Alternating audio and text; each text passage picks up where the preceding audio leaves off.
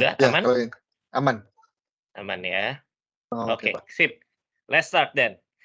Halo semuanya, Bapak dan Ibu. Jadi hari ini kita akan banyak diskusi mengenai learning culture dan bagaimana learning culture ini dapat memberikan dampak terhadap perusahaan mengenai challenge dan juga termasuk challenge-challenge-nya mereka.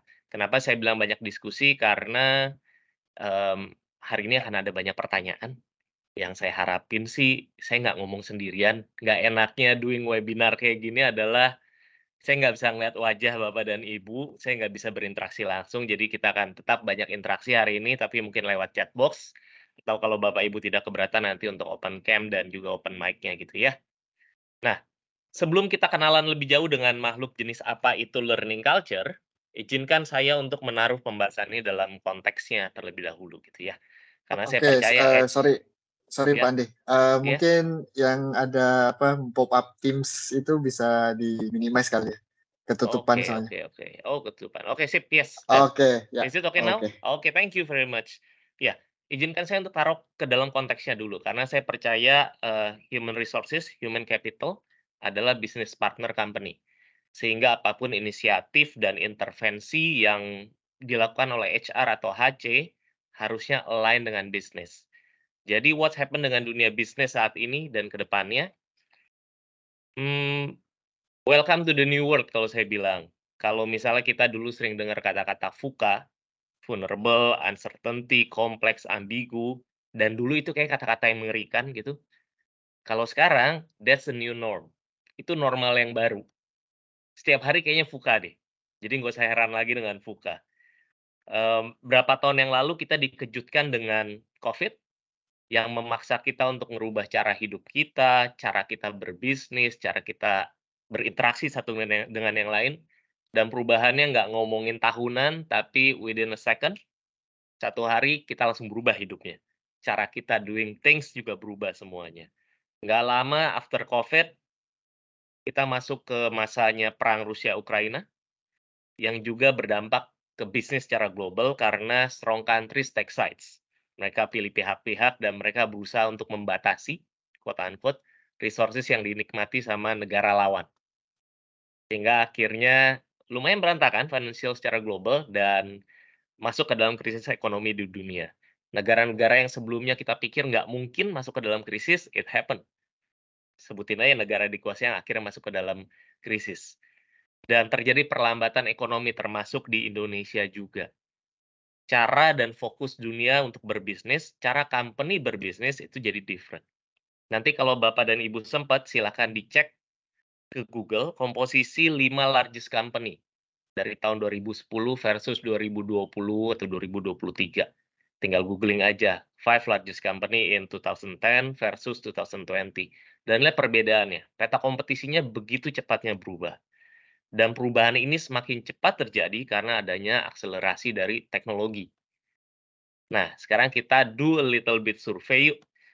Wah, susahnya saya nggak bisa ngelihat chat box-nya ya.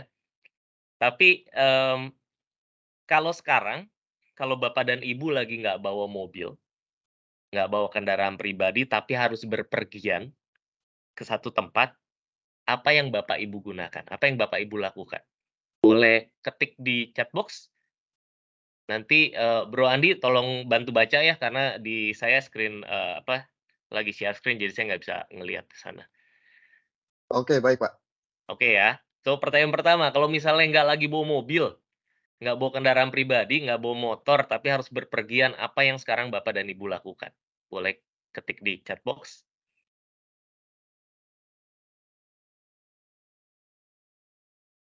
Oke, ini ada Apa dari aja Bu tuh? Bu Heeh, Reva, naik Gojek. yes. Cara dapet betul, ada lagi nggak yang lainnya, Bro Andi? Dari Bu Diana juga sama naik Gojek. Oke, gimana caranya dapetin kendaraan-kendaraan tersebut sekarang?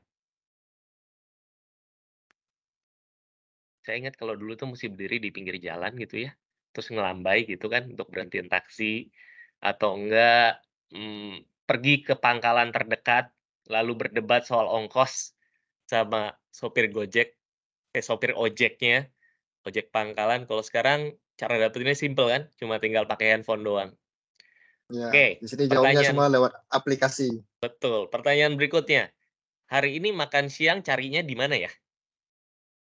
Siang ini kan, oh sekarang jam 10 ya, berarti sekitar 2 jam lagi lah kira-kira mau makan siang dong. Nyari makan siangnya ke mana?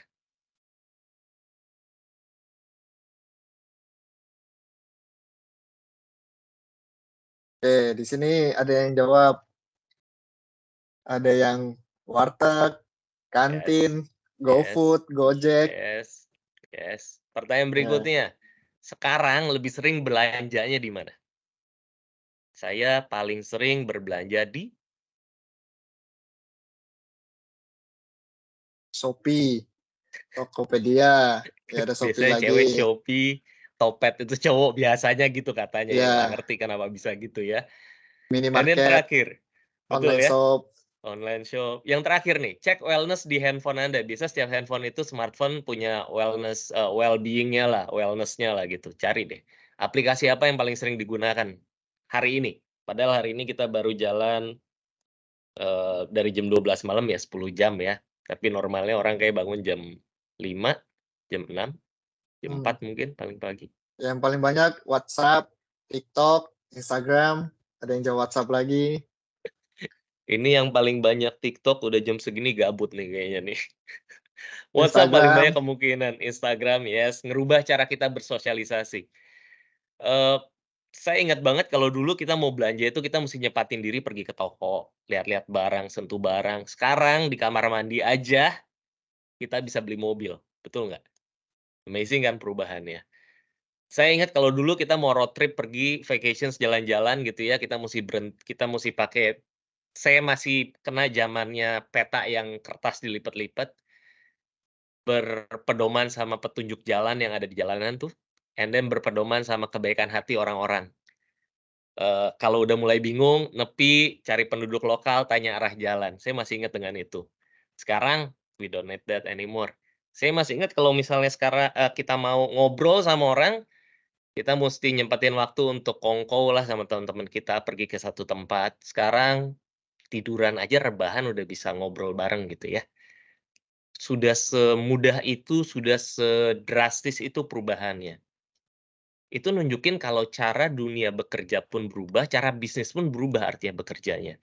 Dan dunia yang sekarang ini punya a lot of issues, yang artinya manusia manusia yang menjalankan bisnis pun punya banyak issues.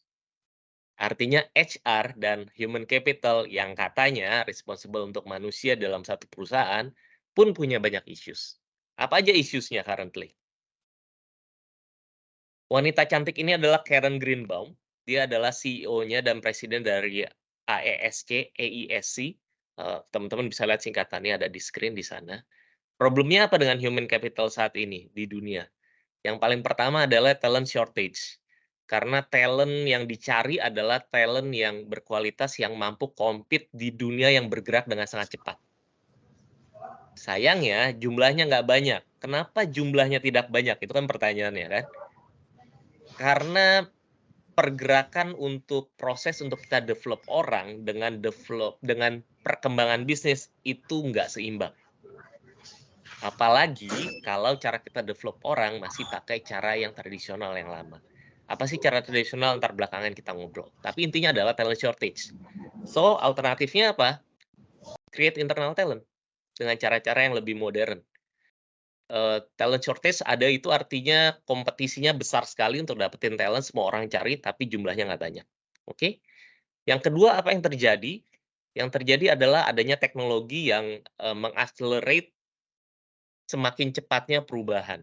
Teknologi meng-enabler perubahan. Sehingga apa yang bisa dilakukan oleh human capital adalah manfaatkan teknologi untuk leverage. Human capital mustinya nggak jadi departemen yang bagai katak dalam tempurung. Teknologi urusan IT, nggak gitu ternyata. Karena HR pun mesti evolve dan manfaatin teknologi untuk, leverage semua inisiatif yang dilakukan sama human capital. Dan kemudian si Karen Greenbaum ini melakukan, survei, polling pada para CEO yang globally di seluruh dunia. Dia tanya pertanyaan sederhana, dia tanya, "Apa isu saat ini yang dihadapi oleh organisasi Anda sebagai CEO, dan apa yang akan jadi isu di 5 tahun ke depan? Amazingly, jawabannya sama. Mau isu hari ini dan isu 5 tahun ke depan. Menurut para CEO globally, sama. Basically adalah improving agility, kemampuan organisasi untuk beradaptasi. Pada saat CEO ini bilang kemampuan organisasi beradaptasi, artinya orang-orang di dalamnya juga mesti punya agility, mesti punya kemampuan dan kecepatan untuk beradaptasi. Case yang berikutnya yang kedua adalah create dan maintaining culture of innovation. Ini yang kedua. Ternyata untuk survive nggak bisa cuma dengan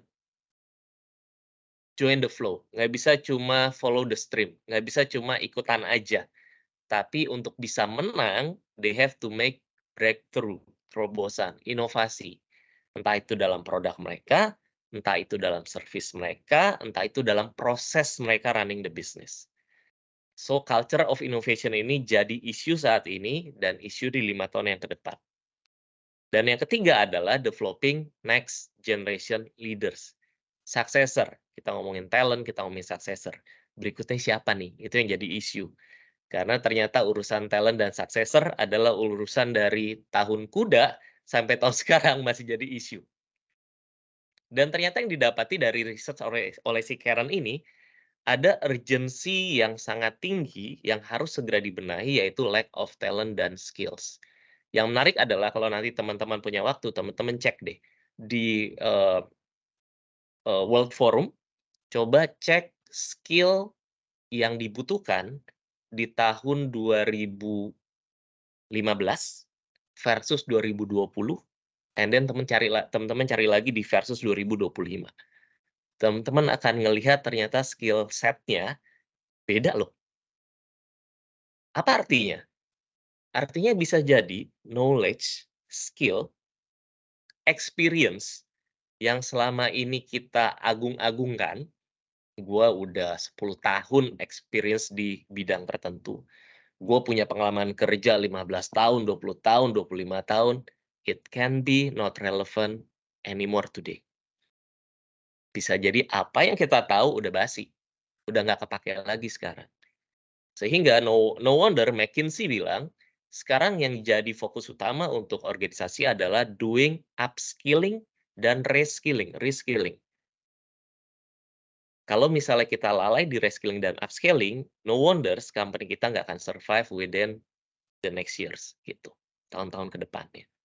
So, this is the issues.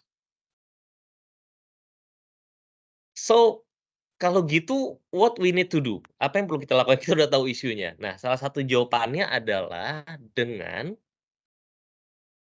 meng-embrace yang namanya learning culture. What is learning culture? Definisinya ada di depan, Bapak dan Ibu. Saya nggak akan bacain panjang. Tapi basically, yang kata-kata yang penting adalah kata-kata yang different color, yang warnanya berbeda, teman-teman. Kalau Gartner bilang, part of Gartner ya, corporate executive board-nya Gartner bilang, learning culture itu adalah kondisi yang mendukung mindset, open mindset, pikiran yang terbuka, mendorong, pencarian yang independen for knowledge, kata kuncinya ada di independent, bukan forced, bukan mandatory, tapi independent search of knowledge, welcome shared sharing. Artinya kalau misalnya orang bisa independen untuk cari knowledge-nya mesti as an organization kita mesti provide knowledge-nya, disiapin knowledge-nya. Mereka punya akses ke sana. Welcome share sharing apa artinya? Artinya orang mau membagikan pengetahuannya, pengalamannya pada orang lain. Itu kata-kata pentingnya dari Gartner. Kalau si Senji bilangnya apa? Senji bilang continually expand their capacity. Artinya proses belajarnya itu nggak berhenti. Kalau sebelumnya mungkin kita pernah dengar istilah kurikulum belajar gitu ya. Saya pikir ini hal yang wajar dan masih dilakukan di banyak perusahaan juga. Di company saya, di organisasi saya pun kita ada, kurikulum. Yang jadi masalah adalah sometimes we're stuck at that curriculum.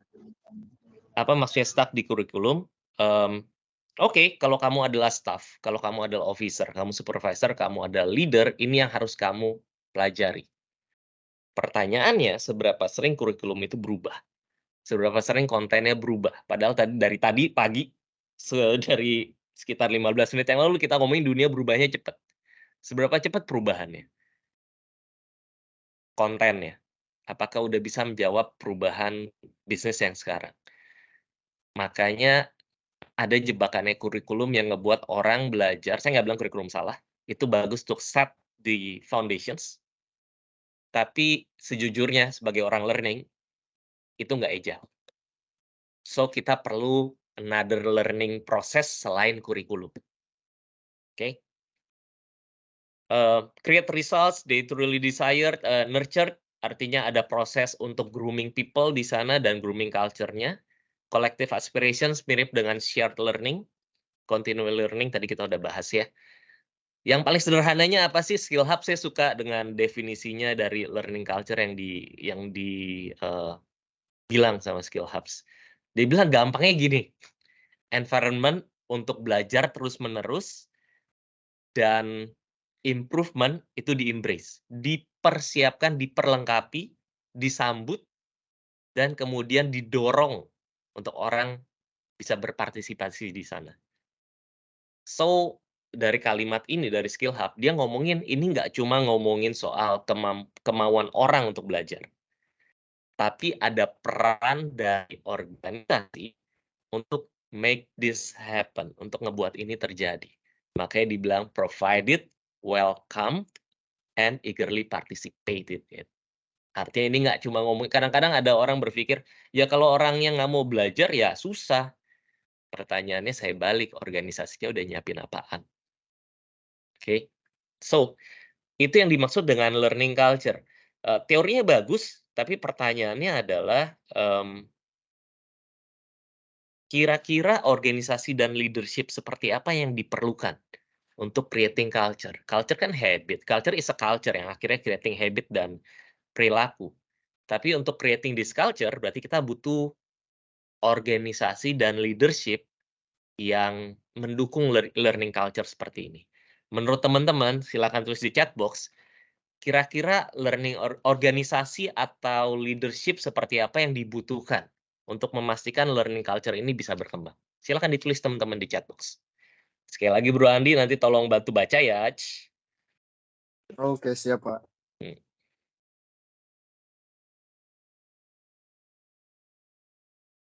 Oke, tadi pertanyaannya apa, Pak? Mungkin bisa diulang? Pertanyaannya adalah, organisasi seperti apa dan kepemimpinan seperti apa yang diperlukan untuk membuat learning culture ini bisa terjadi atau bisa hidup? Oke, Bapak Ibu bisa ketik di kolom chat ya.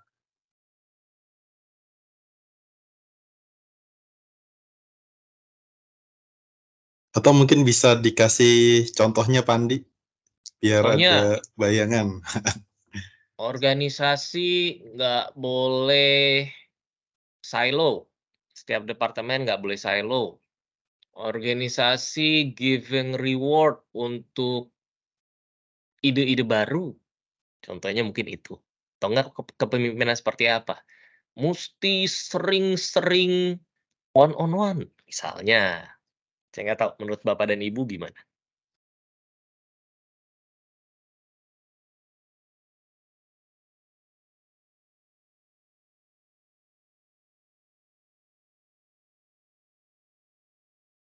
Ya, ini ada dari Mhm, Pak Pak Nandi ya. yes. Culture Kaizen Japanese yang didukung oleh manajemen. Jadi perbaikan secara terus-menerus. Yes, Kaizen, betul. Kaizen is a very nice concept, Pak. Dan kalau itu bisa dijalin di satu company, program Kaizen ya, itu ngebantu untuk problem solving, open mindset. Kalau Kaizen-nya nanti crossing department, kan ada tuh, saya lupa istilah Jepangnya apa, tapi ada crossing department punya inisiatif improvement, itu bakal bisa mendobrak silos. Karena salah satu penyakit departemen depan interaksi antar departemen di company-company adalah setiap departemen jalan sendiri-sendiri, silos, gitu ya. Very good, thank you Pak. Ada Oke, lagi nggak ini Bro? ada lagi dari Pak Agung. Perusahaan Mhm. yang menghargai ide kreatif atau menerima saran. Kan? Yes, betul. Saya mau kasih lihat satu poster di ruangan saya. Kelihatan nggak sih Bro Andi? Itu ada poster gede tuh warna kuning di kanan. Kayaknya Pak Andi bisa bacain aja Pak, biar lebih jelas. Oh, nggak kelihatan ya? Wah, Ya, We saya have punya poster always gede banget di ruangan kerja saya. Yes, itu dia tulisannya. Ada poster gede banget warnanya kuning, gede banget di ruangan saya. Tulisannya adalah, "We've always done it this way." Itu atasnya. Gambarnya itu adalah orang yang di belakangnya ada puteran tuh yang kayak mainan, yang kalau diputar entar dia gerak gitu terus gitu, cetik gitu. Gambarnya itu tulisannya, "We've always done it this way." Terus di bawahnya, "The most dangerous phrase in business." Itu saya taruh gede-gede di ruangan saya, ruangan kerja saya, karena untuk ngingetin saya kalau, mmm, you not innovate, kamu nggak punya ide baru, kamu mati akhirnya. Dan bener, company yang nggak embrace ide baru, lama-kelamaan either ketinggalan atau mati, nggak akan bisa compete. Thank you Pak, betul, organisasi yang harus menghargai ide baru. Ada lagi, Bro Andi? udah tidak ada lagi Pak. Sudah tidak ada? Oke, good. Oke. Sekarang saya mau wrap up nih. Organisasi kayak gimana sih yang dibutuhkan, leadership kayak seperti apa yang dibutuhkan? Saya mau kenalin satu framework. Ini namanya 3 building blocks of learning organizations. Nanti teman-teman bisa explore lebih jauh, Harvard juga ngebahas soal ini, Harvard Business Review. Untuk bikin organisasi kita bisa agile, karena dia meng-embrace learning culture, ada yang dibutuhkan Bapak dan Ibu. Yang paling pertama yang dibilang, supportive learning environment. Jadi as an organization, sebagai company, harus creating lingkungan yang suportif terhadap pembelajaran. Apa sih ciri-cirinya atau apa karakteristiknya organisasi yang suportif terhadap pembelajaran? Yang paling pertama, learning in the heart of organizations. Learning jadi nggak ya, development jadi hal yang inti nggak di perusahaan? Taunya dari mana? Simpel banget. Cek mission statement-nya company Anda masing-masing. Cek values-nya company Anda masing-masing. Apakah di sana ngomongin improvement, di sana ngomongin soal pembelajaran, di sana ngomongin development. Kalau tidak ada, learning is not in the heart. Ada Pak, di value saya, di mission saya ada, bagus banget, dipajang gede-gede di kantor saya. Tapi kok saya nggak ngerasain ya? Pertanyaan kedua saya adalah check your KPI. Cek, departemen KPI Anda. Saya nggak tahu pakai KPI, OKR, BSC, apapun itu yang dipakai, intinya KPI, Key Performance Indicator. Cek, apakah ada yang secara spesifik ngomongin tentang learning di sana? Entah itu training hours, entah itu harus submit improvement process, entah itu submit ide mungkin, atau terlibat dalam project tertentu untuk solving problems. Ini contoh-contoh KPI yang meng-embrace learning. So that's how we check. Itu yang paling pertama. Yang kedua, apa yang dimaksud dengan psychological safety dalam supporting learning environment? Kalau misalnya bikin salah, apa yang terjadi? As a human, pasti kita akan bikin error, pasti akan bikin salah, karena kita ngambil resiko. Kita ngambil resiko pada saat kita making decisions. That's what happened. Pada saat seseorang salah mengambil keputusan, karena dia mengambil resiko, apa yang terjadi dengan hidupnya dia? Gampangnya gitu. Dimarahin wajar, tapi sesudah itu apa? Apakah kelar langsung SP3 keluar, atau ada momen untuk mereka belajar dari kesalahan? Nggak kotor kan nggak belajar ya, kata Rinso ya. Saya percaya itu. Kalau misalnya ada kesalahan, apa yang terjadi? Saya belajar dari CEO saya. Saya pernah making quite critical mistakes yang akhirnya mmm, ngebuat organisasi rugi lumayan lah gitu ya. Terus kemudian saya ngobrol sama CEO saya, ngaku dosa, standarnya kan ya, ngaku dosa bilang, "Pak, I do make mistakes, ini kesalahannya, And then pertanyaan pertama dia adalah, "Lu belajar apa? Apa yang lu dapat? Lu belajar apa?" And then saya kasih tahu, "Ini pembelajaran singkat." Dan pertanyaan kedua dia, "What will you do next?" Ini yang akan saya lakuin, Pak. Oke, selesai. Dimarahin dulu sih awalnya, tapi and then setelah itu selesai. And then saya percaya kalau misalnya di level top management ngelakuin hal itu bisa set the role model, set the tone of leadership. Yang akhirnya hal seperti itu yang saya terapin juga di timnya saya.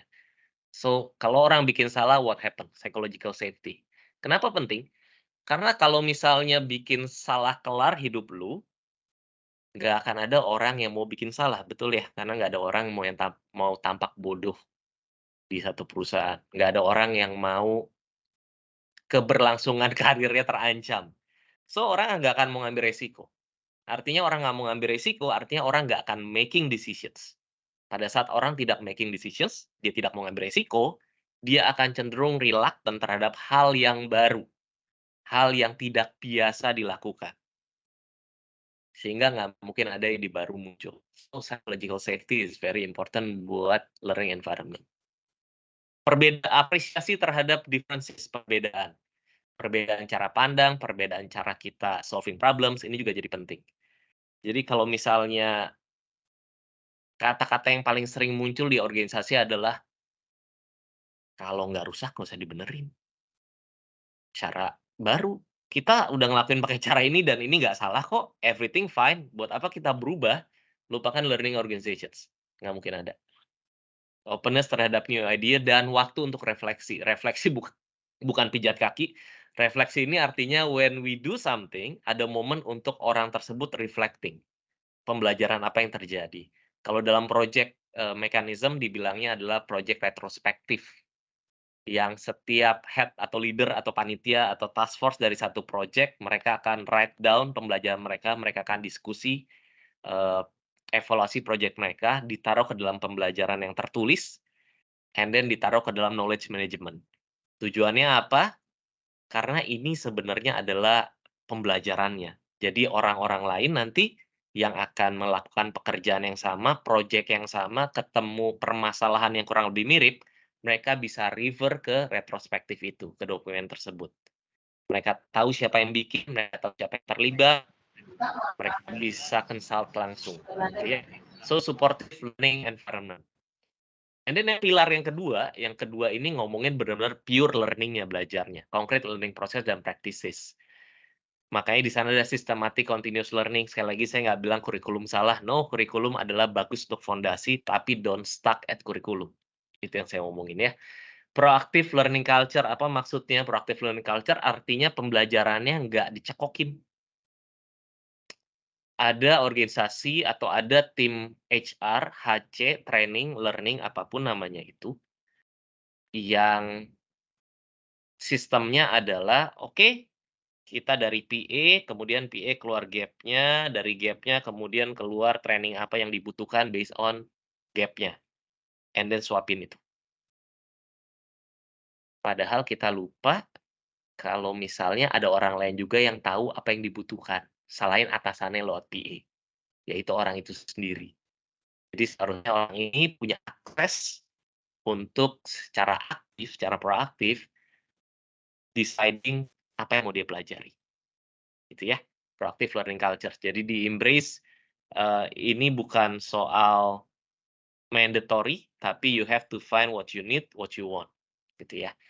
Teknologi as an enabler, artinya teknologi ada bisa digunakan untuk membuat proses lebih cepat, enabling. Bukan teknologi is the key. Jadi di konsepnya 3 building blocks ini, mereka bilang gini, fokusnya di orang, bukan di teknologi. Jangan pakai teknologi sebagai alasan learning culture nggak bisa happen atau learning organizations nggak bisa happen. Tapi kalau Anda punya luxurious untuk punya teknologi, use it as an enabler. Pakai teknologi untuk giving insights, gitu ya. And then akses ke resources. Apa maksudnya akses ke resources? Ini lucu nih. Ada organisasi yang akses untuk ke Google bahkan. Ada sih yang akses ke YouTube, ada yang akses ke LinkedIn karena takut dipakai buat apply pekerjaan. Padahal di LinkedIn, di YouTube, di Google itu banyak banget resources-nya. Tapi yang menarik, menurut saya resources-nya nggak cuma ngomongin yang di luar, tapi resources yang di dalam organisasi. Anda nggak mungkin bisa dapetin di Google cara mendekati customer A, versinya company A, company B gitu ya. Nggak mungkin ada versinya company Anda, karena yang tahu orang-orang di dalam. Sehingga yang ngomong access to resources, paling pertama resources-nya dulu nih, ngomongin apa, nggak cuma di luar, tapi create resources di dalam. Imagine kalau semua orang yang ada dalam organisasi bisa nulis knowledge-nya dia ke dalam satu mekanisme, ke dalam satu database yang orang-orang bisa akses ke sana. Saya stuck, ini saya mau jualan ke let's say Unilever misalnya, terus saya stuck. Saya nggak tahu gimana cara ngetok pintunya, saya nggak tahu kepada siapa saya mesti akses di Unilever. Sementara ada teman kerja saya yang jualan ke Unilever jago banget. Imagine kalau saya bisa tap in informasi tersebut. Ini yang dimaksud access to resources. Nggak cuma akses terhadap resources di luar, tapi juga di dalam. And meaning artinya resources-nya mesti di-create di dalam. Gitu ya. And then ini berpengaruh terhadap knowledge sharing culture. Artinya setiap orang punya kemauan dan terbiasa untuk sharing apa yang dia tahu, entah itu lewat kelas, tulisan, mekanismenya bisa banyak. Entah itu lewat platform, dia tulis di sana, taruh di database. Ini yang dibilang dengan concrete learning process and practices. And then yang ketiga ternyata amazingly, ini adalah yang paling penting di antara 3 yang ada, yaitu leadership that reinforce learning. Ingat yang mau kita create adalah culture. Bullshit creating learning culture kalau leadership-nya tidak believe in learning.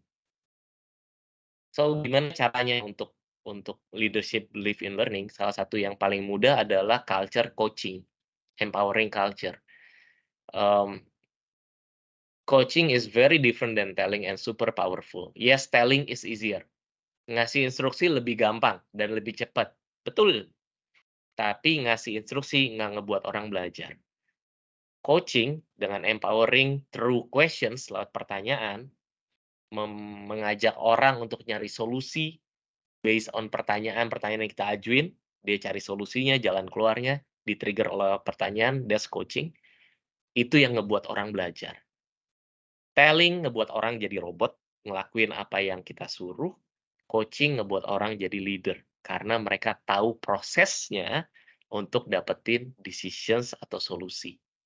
Itu yang diajarkan lewat coaching. So, proses coaching ini harus jadi hal yang dilakukan sama leaders. Coaching tidak sama dengan marahin orang.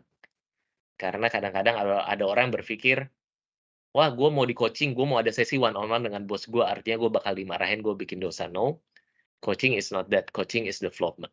Itu ya, nanti kalau kita punya kesempatan lain, kita ngobrol lebih banyak soal coaching. Lalu proactive self-development, apa artinya proactive self-development? Self-development jadi tanggung jawabnya setiap individu dan leader. Bukan tanggung jawabnya tim human capital. Bukan tanggung jawabnya HR, bukan tanggung jawabnya tim learning atau training. Jadi itu KPI training man days, learning hours, KPI apalagi, decreasing gap, kompetensi gap yang ada, itu bukan cuma ada di KPI-nya tim learning atau HC, tapi ada di KPI-nya para leader dan individual. Kalau kita pakai mekanisme BSC itu ada di bawah tuh, di bagian learning and growth, kan di atas ada financial, internal process, customer perspective gitu ya. Ada di bagian bawah tuh, learning and growth.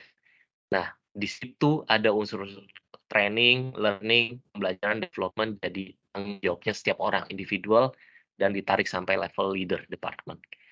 So, ini 3 building blocks-nya Bapak dan Ibu. Kira-kira kalau misalnya ini jalan, organisasi seperti apa yang akan terjadi ya di perusahaannya Bapak dan Ibu ya? Boleh tulis di chat box Bapak dan Ibu. Kira-kira kalau ini jalan, what will happen di organisasinya Anda? And again Bro Andi tolong bacain. Thank you ya. Oke, baik Pak. Sebelumnya nih udah ada 3 pertanyaan Pak, mau dijawab nanti Wih, kah atau boleh yuk bagaimana? langsung aja. Nggak apa-apa, Oke, kita ngobrol oke langsung. kita dari yang pertama aja dari Pak Danik. Mhm. Bagaimana mengatasi orang-orang di organisasi yang mager atau malas berubah, sudah terlanjur nyaman di zona aman? Oke, itu Saya pertanyaan jawab pertama Pak. langsung ya. Ya, Saya jawab langsung ya, karena kebetulan itu nggak ada di slide saya, jadi I think supaya nggak kelupaan kita jawab langsung. Kenapa dia mager, nyaman di zona aman? Karena zonanya aman, Pak. Logis, karena zonanya aman, nggak ada yang mengancam, makanya mager. Itu nggak sih? Berarti apa yang dibutuhkan supaya bikin orang nggak mager? Jangan bikin zona aman. As an HC, HR person, jangan pernah bikin zona aman. Artinya apa jangan pernah bikin zona aman? Artinya as an organization, saya ngomong by system dulu, kita menuntut mereka untuk keluar dari zona aman. Kita mendesain sistem kita untuk orang keluar dari zona aman. How? Hmm, put them in the project. Mutasi, rotasi kalau memungkinkan. Saya tahu rotasi nggak gampang, kalau memungkinkan gitu.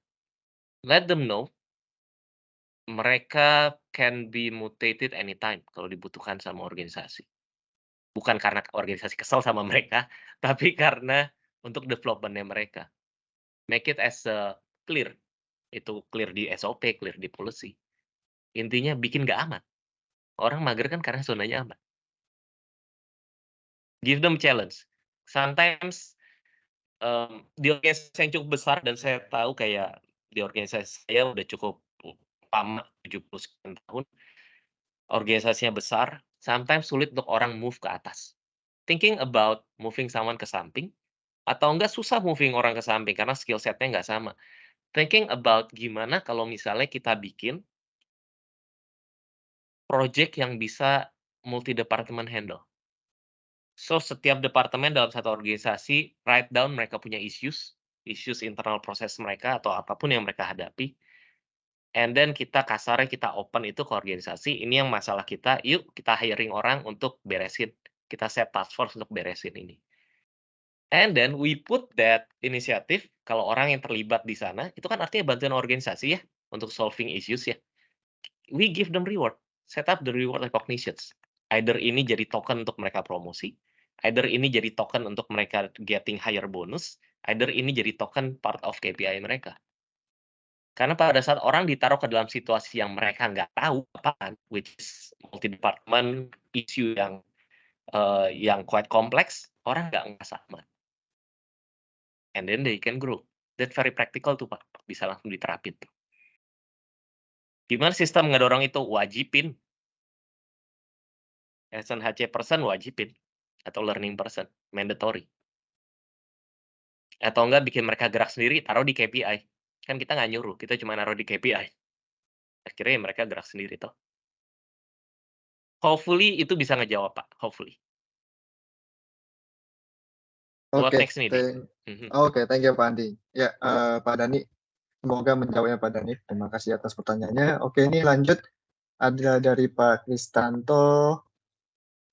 Bagaimana jika leader di top manajemen atau direksi punya culture pengen terima beres, nggak mau involve dengan proses atau melihat kendala-kendala yang ada? Nah, mungkin ini saya tambahkan untuk pertanyaan Pak Raka ya. Soalnya bersangkutan juga. Jadi, Mhm. apa strategi yang bisa dilakukan agar top manajemen atau direksi itu dapat mendukung penuh learning culture di organisasi? Itu Pak. Oke, I think semua top manajemen mau tahu nggak mau taunya beres deh, mau tahu result deh, Pak. Ini bukan hal yang aneh sebenarnya. Mmm, ini mungkin kontradiktif saya ngomong, tapi gini, saya ingat para leader saya yang bilang gini, "I hire you to solve things, Kalau masalahnya saya bisa solve, saya nggak perlu kamu. Harsh, tapi bener. Sama kalau kita as a leader, kita hire tim kita, karena kita butuh orang untuk solving problem yang kita hadapi karena kita nggak bisa handle semua problem sendirian. Sehingga no wonder kalau top management, mereka akan want untuk dapetin results-nya. Menurut saya wajar. Yang penting buat saya bukan apakah mereka masuk sampai ke dalam proses, karena sejujurnya ada CEO yang tahu proses learning secara detail gimana di dalam satu organisasi. Nggak ada. Kecuali orang itu benar-benar tahu, benar-benar mulai dari bawah banget gitu ya. Kalaupun itu, iya mungkin dia tahu prosesnya secara knowledge atau experience dia sebelumnya. Tapi kalau ditanya yang current, belum tentu tahu. Karena yang ngelakuin kita gitu kan. Jadi sebenarnya bukan soal apakah dia masuk ke dalam prosesnya. Tapi pertanyaannya adalah apakah dia committed terhadap learning culture? Apakah dia mmm, karena menurut saya beda antara peduli dengan tahu semua detail proses. No, peduli itu adalah pada saat Anda datang bawa permasalahan, dia akan support Anda untuk solving dari sisi yang dia bisa. Peduli itu artinya adalah kalau ada something happen dengan, eee dengan orang, orang yang nggak kompeten and so on, dia adalah orang paling pertama yang ngomel. That's peduli. Bukan artinya dia tahu semua titik permasalahan kita, itu menurut saya. So, yang penting adalah komitmen dan pedulinya itu. Gimana taunya komitmen? Ya, gimana cara taunya komitmen? Paling pertama adalah yang paling gampang ya, Pak, mmm, seberapa willing dia sacrifice untuk learning, seberapa willing dia mau terlibat untuk learning, saya nggak bilang di semuanya. Contohnya, kalau misalnya Bapak punya inisiatif untuk creating town hall gitu ya, untuk creating town hall, seberapa mau dia turun untuk ngomong 15 menit pada orang-orang, itu salah satunya. Bapak bikin inisiatif, saya bikin inisiatif di organisasi saya talk show ngomongin soal leadership gitu ya. Seberapa mudah Bapak dapetin waktu dia untuk ngomong. VP-nya Lautan Luas, Jimmy Masrin, ini menarik, Pak.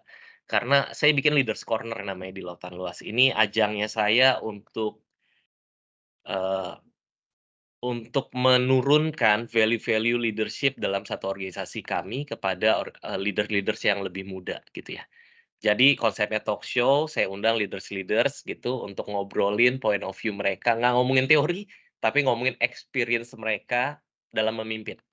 Spektrum memimpin kan lebar banget ya, bisa ngomongin change, bisa ngomongin people development, bisa ngomongin leading multiple culture, leading multiple team, macam-macam, spektrumnya besar. Jadi saya minta mereka untuk ngomong. Dan paling pertama kali, eee orang yang saya incar untuk jadi narasumber itu adalah Jimmy Masrin, VP-nya Lautan Luas. Sibuknya luar biasa, Pak, jarang ada di kantor. Tapi respon pertama pada saat saya bilang sama beliau, "Pak, we have this initiative di Lautan Luas nih, saya butuh Bapak untuk jadi narasumber." Pertanyaan dia sederhana, "Kapan? Mau kosongin jadwal gue." That's care. Dia nggak nanya detail, kalau ditanya sama beliau, "Tahu nggak apa aja learning yang terjadi di Lautan Luas?" Nggak, beliau nggak akan tahu kok. Tapi saya tahu dia committed dan dia peduli dari contoh simpelnya adalah itu. Sama seberapa banyak willing resources yang dia kasih buat kita untuk jalanin learning, seberapa belief-nya dia sama learning. Case yang jadi legend banget di Lautan Luas adalah, Joshua C. Asali, CEO kami. mmm, Suatu hari ada anak dia, ada direct, subordinates dia yang ikutan kelas training, izin ikutan kelas training gitu ya. Dia bilang, "Sorry nih bro, gue nggak bisa ikutan kelas ini karena gue mesti dipanggil meeting sama bos Joshua C. Asali gitu. Sorry ya, gue skip dulu meetingnya." Ya, tim saya bilang, "Oh, it's okay kalau misalnya dipanggil sama bos ya udah, masa dihalang-halangi," gitu kan. Dan dia naik ke atas ke ruangannya Pak Jos gitu, terus kemudian Pak Jos nanya sama dia, "Lagi ngapain?" "Lagi training, Pak." Terus Pak Jus komentarnya ini, "Terus lu ngapain di sini? Sono training dulu, habis training baru kita ngobrol." and then dia turun lagi. Kenapa saya tahu? Karena kan dia turun lagi, ditanya sama tim saya, "Loh, katanya meeting panjang, tapi kok udah turun?" "Iya Bro, gue disuruh training dulu baru meeting sama dia." That's how we show commitment. That's how we show peduli atau enggak. Dari situ kelihatannya, Pak. Pertanyaan yang kedua, gimana cara dapetin buy-in? Saya akan pinpoint, isunya orang HC, dan saya orang HC, jadi saya pikir, saya boleh ngomongin ini. Sometimes orang HC nggak ngomong bisnis. Orang HC sibuk dengan bahasanya human capital, dengan bahasanya human resources, tapi nggak ngerti bahasa bisnis. Organisasi apa sih yang dibutuhin sama top management kita, sama CEO-CEO kita, business impact? Yang dibutuhin adalah bottom line. I know sometimes nggak semua inisiatif HC dan learning bisa impact langsung ke bottom line. Bottom line kita ngomongin revenue, kita ngomongin, decrease cost. Sometimes nggak bisa selalu ke sana. Tapi at least kita bisa nunjukin proses yang kita lakukan, ngisi tengah-tengahnya untuk menuju ke sana. Sometimes yang kita sibuk adalah orang HC, kita ngomongin soal bahasa-bahasa HC tuh, pakai semua jargon HC deh, dipakai deh semuanya. Kita ngomongin soal, hybrid workforce, ya keren bahasanya kan. Kita ngomongin soal learning culture, ini salah satu jargon HC nih, tapi kita nggak turunin itu ke dalam what in practical for organizations. Apa dampaknya buat gua, apa dampaknya buat organisasi, di mana saya bisa ngebantu you as CEO menuhin you punya KPI dan target-target. Kita sibuknya dengan target-target human capital. So, gimana cara dapat buy-in? Bahasanya disamain dulu paling pertama. Understand apa yang bisnis butuhin, and then bungkus kita punya program inisiatif termasuk learning culture ini dengan bungkusan bahasanya mereka. Bungkusan untuk capai, goals-nya mereka. Goals-nya CEO, goals-nya organizations, bukan goals-nya departemen Anda. Gitu, Pak. Oke, Ada lagi, Di? thank you Pak Andi. Semoga Hopefully menjawab ya, ngejawab ya, semoga Pak. ngejawab. Ya, semoga menjawab Dan untuk Pak sorry, Raka saya dan Pak mungkin Kristanto. ya sorry kalau saya jawabnya agak blunt, this is who I am. Jadi kalau saya agak bingung merangkai kata-kata yang bagus. Silakan, Di. Oke, Pak, Jadi ada akan sangat pertanyaan. straightforward. Mhm. Oke, ada pertanyaan terakhir dari Pak Agung ya, dari Pak Agung. Yes, Pak. Banyak orang berkata, merubah sistem itu mudah, namun merubah budaya itu agak sulit, apalagi budaya belajar. Ya, mohon pencerahannya. Gitu, Pak. Silakan, Pak. Bener, Pak. Beli sistem gampang, tinggal beli aja. Bikin orang pakai sistem, itu yang susah. Beli smartphone gampang, Anda punya uang, Anda bisa beli yang paling canggih gitu. Sekarang apa sih yang paling canggih? iPhone berapa, 15 gitu ya. iPhone berapa lah, saya udah nggak ngikutin, nggak tahu. Gampang, tapi bikin orang smart saat pakai smartphone, itu susah. Banyak stupid person yang pakai smartphone. Benar, saya nggak bilang learning culture ini gampang, Pak. Sampai detik ini, oke, let's see. Saya joining di Lautan Luas itu 9 tahun, berarti ini tahun ke-9 saya di Lautan Luas. Selama 9 tahun ini saya masih proses untuk developing. Lebih baik dari sebelum-sebelumnya, tapi sudah sempurna tidak mungkin sempurna. Masih panjang perjalanannya, Pak. 9 tahun nggak bisa creating culture ini. Saya ambil contoh yang lebih umum. Singapura. Berapa lama Singapura bikin culture nggak buang sampah sembarangan? Dan sekarang tetap aja masih ada orang yang buang sampah, tapi lebih sedikit dibanding Indonesia. Berapa lama bikinnya? Belasan, puluhan tahun, Pak, untuk creating that culture. Tapi apa yang membuat akhirnya mereka bisa creating that culture? Buat saya sederhana. Bukan sederhana, maksud saya buat saya kuncinya nggak pernah berubah dari dulu, judulnya creating culture. 2, satu adalah top management, atasannya. Yang kedua adalah sistem. Sistem ini berarti mekanisme reward and punishment. Kalau top manajemennya nggak believe in learning, bullshit kita ngomongin learning culture. Gitu straightforward-nya, Pak. Jadi kalau bos Anda lagi dibilang, "Pak, saya mau saya mau undang, para director kita untuk belajar tentang satu hal yang menurut saya perlu karena kita punya isu di sini. "Ah, ngapain buang duit buat para director ini? Nggak usah lah, suruh mereka belajar sendiri aja, Google udah banyak." Kalau itu respon pertamanya. Sejujurnya Pak, saya bisa bilang, "Tough Pak, berat untuk creating learning culture." Tapi apakah Anda berhenti? Apakah kita berhenti? Enggak. Kalau saya bilang, gerilya aja, gerilya. Cari orang-orang yang percaya sama Anda dengan konsep Anda, dengan learning culture atau apapun inisiatif Anda. Cari, eee, orang-orang yang believe sama konsep ini dulu, and then do pilot project terhadap konsep ini. Lihat konsep ini berhasil nggak di scope yang prototype yang lebih kecil. Lebih bagus lagi kalau orang yang Anda ajak kerjasama ini adalah orang key influence. Siapapun di dunia ini termasuk CEO, pasti punya orang yang dia dengerin, dan orang yang dia dengerin bisa jadi peers-nya, bisa jadi bawahannya yang dia dengerin, karena at some point dia respect sama orang ini, gitu. Kalau, ini ngomongin strategi untuk influencing higher level ya.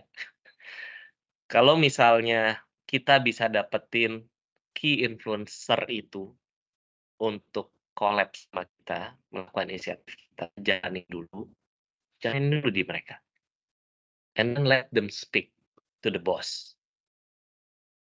Kalau satu nggak cukup, creating 2, creating 3, mulai dari bawah. Tapi sejujurnya nggak sekuat mulai dari atas. What I'm saying is, mulai dari bawah, kasih lihat result-nya, kaitkan dengan bisnis, kasih lihat sama sama dia, it works. Investment-nya sekian, ROI-nya sekian, kan itu yang mau tahu ya, duit keluar berapa, impact-nya apa kan? Impact-nya sekian, ROI-nya kurang lebih seperti ini. It works. Ini udah terjadi di 3, di 4 project. So, I need your blessing now. Karena ini udah terjadi di 4, kenapa kita nggak bisa multiplikasi. So, sometimes orang reluctant untuk making decisions, terutama yang terkait dengan culture yang sudah ada saat ini, ataupun terkait dengan, resiko keuangan, adalah karena no proof. Karena nggak jelas ujungnya apa. Karena nggak tahu whether this is gonna works or not. Jadi kalau kita bisa suguhin it works, ya sudah, seharusnya lebih mudah untuk dapetin buy in. Begitu creating itu dapetin top down akan lebih mudah. Satu top down. Yang kedua sistem. Saya suka dengan kata-katanya, eee, kenapa saya lupa tiba-tiba nama orang, Anthony Robbins, Anthony Robbins. The power of pleasure and pain, 3P dia bilangnya, dan saya pikir dari dulu memang ini yang terjadi gitu kan ya. The power of pleasure and pain.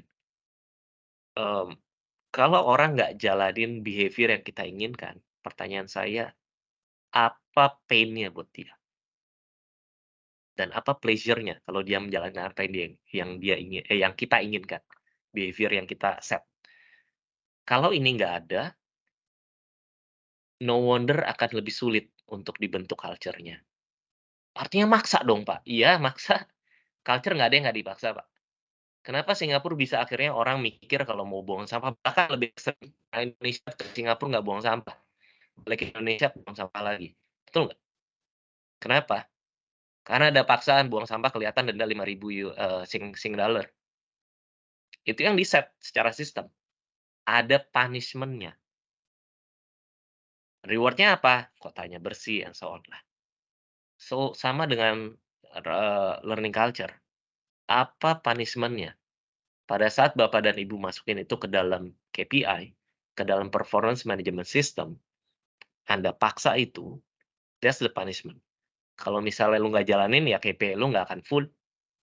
Artinya KPI kan harus relate dengan reward and, benefits compensation system. Kalau misalnya itu nggak relate, bullshit juga ada KPI buat apaan. Karena orang kan works bukan untuk fulfill KPI, orang works kan untuk dapat duit. Works untuk dia kerja keras adalah untuk fulfill dia punya needs kan. So, it should be related. Itu punishment-nya. Pleasure-nya apa? using recognition. Salah satunya selain dapat reward yang berupa uang tadi ya, benefits lah, gaji naik bisa lebih tinggi kalau KPI full lah, dapat bonus lebih, bisa promosi, recognitions. Recognitions ini berarti kita ngomongin not only monetary tapi juga non monetary. Lucunya adalah saya kemarin ngobrol sama orang Google, Bapak dan Ibu. Orang Google itu dia punya satu konsep yang namanya values-nya. Konsepnya googliness. Saya nggak tahu ada orang Google nggak di antara kita. Googliness. Apa sih googliness? Ada poin-poinnya tuh. Jadi ada Google value, salah satunya adalah ngebantu orang gitu ya. Terus kemudian salah lainnya adalah creating new ideas gitu, banyak lah pokoknya. Nah, setiap kali mereka do googliness ini, mereka akan dapat badge, dapat dapat badge lah, dapat pin gitu ya, pin digital lagi, elektronik, pin gitu. Yang menariknya cuma itu doang, nggak ada impact apapun yang secara eksplisit dikatakan. Tapi yang lucunya di Google itu, mereka berlomba-lomba ngumpulin pin, badges itu, and then terus mereka print, dengan sengaja mereka print, terus mereka bikin kayak selempang Miss Universe tuh, atau selempang pramuka, mereka taruh semuanya, mereka punya badges dan itu jadi kebanggaannya mereka, gitu. Nah, itu yang saya ngomongnya dan hal ini di-recognize di organizations. Di dalam town hall di-recognize siapa yang punya badges terbanyak, siapa yang badges innovation-nya paling banyak, itu di-recognize gitu loh. Ini caranya untuk creating culture, karena saya percaya dengan konsep labeling. What you label, itu yang akan dilakukan terus-menerus. Imagine kalau misalnya satu orang dicap di depan semua orang kalau dia adalah innovators. For sure, seterusnya dia akan mikir inovasi apa lagi yang harus dilakukan. So, cap orang untuk hal yang positif, recognize di depan banyak orang, itu akan membuat mereka doing repetitive behavior. Jangan labeling orang untuk hal yang buruk di depan semua orang, karena impact-nya sama, they will do repetitive behavior. Kita berpikir kan, kalau di-explicit di depan orang kan udah enggak, teorinya ternyata nggak gitu dampaknya. Oke. Hopefully that answers, Bro Andi.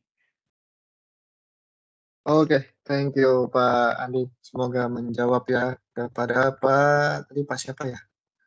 Pak Agung. Pak Agung terakhir. Ya, tadi Pak Agung. Kayaknya Oke. lebih seru nanya jawab deh. Kita tanya jawab terus aja, Pak ya.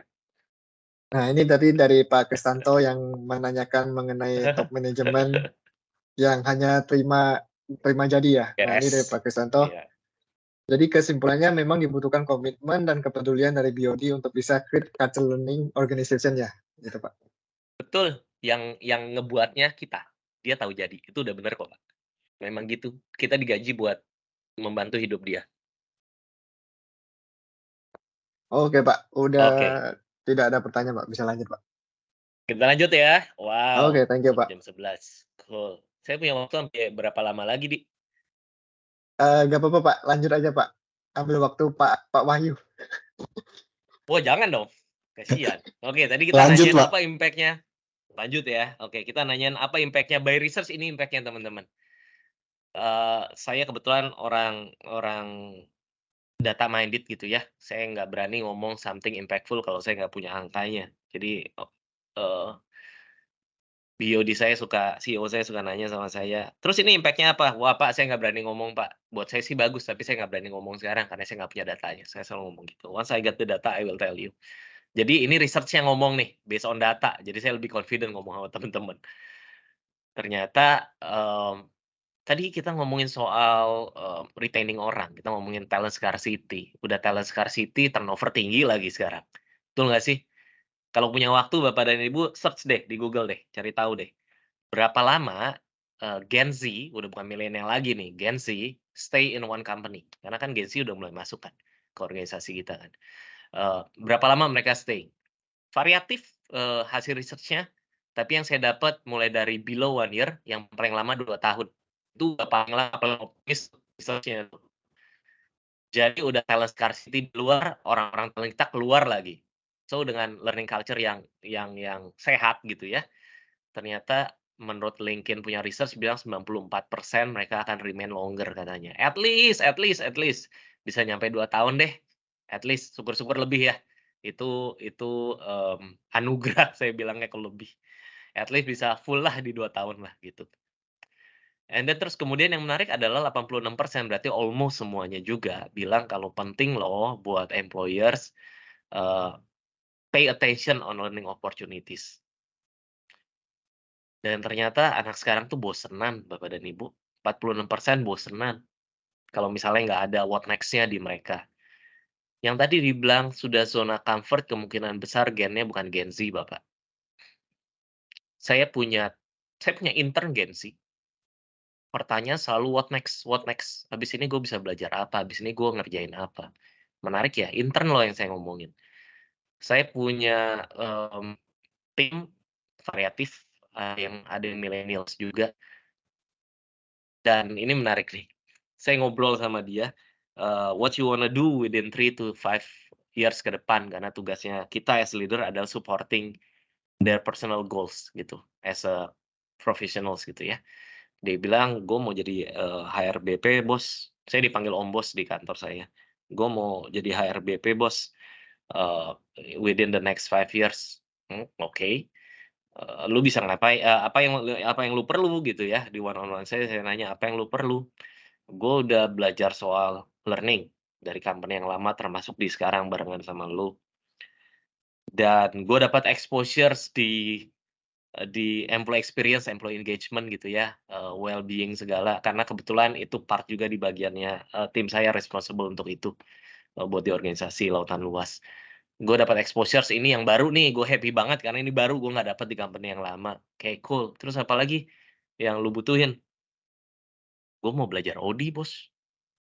Dan saya agree, to be a HRBP lo kita nggak bisa cuma stay di satu functions atau exact spectrum gitu ya. Dia mesti dapetin semuanya karena judulnya bisnis representatif gitu kan ya, business partner gitu. Jadi dia mesti dapat semuanya. So, oke, belajar OD. And then akhirnya what's happen, next year dia akan rotate ke OD. Karena kebetulan kalau di lautan luas kita dibagi based on, specialty. Kalau timnya saya itu di, talent development, learning, dan juga culture, lalu ada yang di bagian OD, ada strategic, ada di bagian HRM, ada di bagian IR, ada di bagian recruitment lah, talent acquisitions gitu ya. Kebetulan kami udah punya bagian-bagiannya. Jadi dia akan rotasi ke sana for good. Entar sesudah dari sana, dia akan rotasi lagi ke tempat lain. Saya udah bilang sama dia dan bilang sama top management kalau that's what going to happen dengan karir path-nya orang ini gitu, supaya lengkap. Mmm, Ternyata orang-orang milenial ini finding what next yang dicari. Their desire untuk tahu what next what next. Jadi kalau kita bisa kasih opportunity itu, kan when I say learning kita nggak ngomongin training di kelas. When I say learning, malah 70%-nya kita ngomongin OJT. Teman-teman yang, background-nya di learning pasti familiar dengan 10, 20, 70 pembelajaran kan, proses pembelajaran. 10 itu kelas theoretical, case study at the best gitu ya, 10% dampak belajar. 20% itu kalau kita punya orang lain yang jadi mentor kita, kalau kita bisa ngobrol sama orang lain, itu sebabnya kita perlu kelas untuk itu sebenarnya mereka diskusi di dalam, case study tertentu. Itu sebabnya kenapa kita perlu kirim orang keluar, karena untuk fulfill 20% pembelajaran ini. Dia ketemu sama orang lain dari another, organisasi gitu, and then mereka bisa saling tukar pikiran, benchmarking, di situ isi 20-nya. Tapi sisa 70% dampak pembelajaran itu baru happen kalau diceburin di kerjaannya. So when I say learning culture, saya nggak ngomongin training di kelas. Saya nggak ngomongin training tradisional yang duduk dengerin orang ngomong. No, saya nggak ngomongin itu. Saya ngomongin orang melakukan implementasi training di kelas ke kehidupan nyata. Entah itu bentuknya project, entah bentuknya OJT, entah bentuknya job rotations. Gitu, itu yang saya ngomongin tuh. Jadi ini yang dicari sama mereka. And then, results-nya bilang lebih happy, 47% lebih nggak stres. Dan ini lucu, di lautan luas secara spesifik, orang seneng ikutan training karena lagi saya FGD ya, saya penasaran kan, saya mau tahu Kenapa lu ikutan training, lu happy gitu, kenapa? Ternyata jawaban pertama karena dapat makan siang dan snack, pastinya ngirit uang makan, realistis ya saya. Sehingga, ruangan training kami, kalau trainingnya offline, lebih penuh kalau mendekati akhir bulan. Saya nggak tahu kalian pernah research itu nggak? Kalau saya research tuh, akhir bulan lebih penuh dibanding pertengahan bulan dan awal bulan. Lucu ya, karena dapat makan gratis kalau di lautan luas dan snack. Tapi yang menarik adalah mereka menganggap training itu adalah way out mereka dari kesibukan pekerjaan mereka, mereka feel, eee, kayak vacation. Di kelas ketawa-ketawa, kelasnya happy, kelasnya fun gitu, sekalipun belajar kan tapi harus fun kan ya di setup-nya. Mereka ketemu orang lain, they fun. So less likely to be stressed. 39% bilang lebih feel research-nya bilang productive and successful and so on. 21% bilang happy. So impact-nya ini, bukankah kita as an HR salah satu tugas kita bikin mereka lebih happy ya? Supaya lebih engage, karena teorinya bilang kalau mereka engage, mereka will give extra mile ke organisasi dan become productive. So based on research ini impact-nya. Realnya, well, I think you need to do it yourself. Lakuin sendiri ke learning culture initiative di company Anda, and then do a little survey. Do a little employee experience survey. And then kami di Lautan Luas secara rutin ngelakuin employee experience survey. Kami pakai, paradigmanya Pearl, nanti teman-teman bisa cek sendiri apa itu Pearl. Kemudian kita lakukan survei ke employee-employee kami dan we do inisiatif yang based on itu. Jadi kalau di Lautan Luas kami bisa tahu 3 hal yang paling penting, which is ini akan different di setiap company. 3 hal yang paling penting buat employee kami adalah, 1 integrity. Integrity ini ngomongin soal, kami tahu directions-nya kemana as an organizations dan top management stick to it, gitu ya. Istilahnya ini diturunkan dengan baik gitu, integrity. Yang kedua yang paling mereka concern adalah well-being. Well-being ini ngomongin keseimbangan kerja, termasuk lingkungan kerja yang baik, termasuk resources itu ada di well-being. Yang ketiga itu adalah growth. Growth itu artinya apakah career system, career structure yang ngomongnya ribet saya. Perkembangan karir yang terstruktur, kesempatan untuk develop diri sendiri, nah itu ngomongin growth itu. Ini 3 hal terpenting. Sehingga every inisiatif HC kita akan aligning dengan ini juga. Dengan 3 hal yang dianggap mereka penting. Kita mau ensure 3 hal ini kita not lack of as an organization. So, employee experience survey is a very strong tools kalau kita bisa dapetin insight itu. Saya bisa tahu behavior kapan orang mulai concern about their career growth di Lautan Luas based on that survey dan kita analisa datanya gitu ya. Oke, ada pertanyaan nggak di chat box Ada, Pak. sebelum saya Ada lanjut? 2 pertanyaan. Yuk, apa pertanyaannya? Oke, dari Bu Nadia. Bagaimana Yes. mengubah mindset bahwa purpose learning itu bagian develop untuk peningkatan kinerja perusahaan? Ulangi, maaf. Bagaimana cara? Bagaimana cara mengubah mindset bahwa purpose learning itu bagian develop untuk peningkatan kinerja perusahaan? Bagaimana ngerubah mindset kalau purpose learning bagian dari develop? Oke. Ya.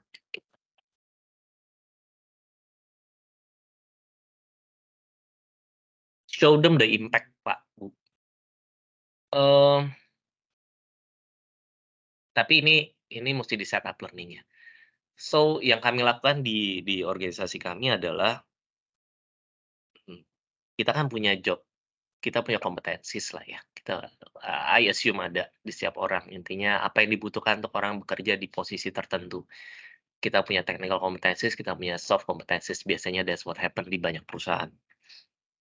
Kita punya job desk. Dan ini yang biasanya dipakai untuk nilai kinerja.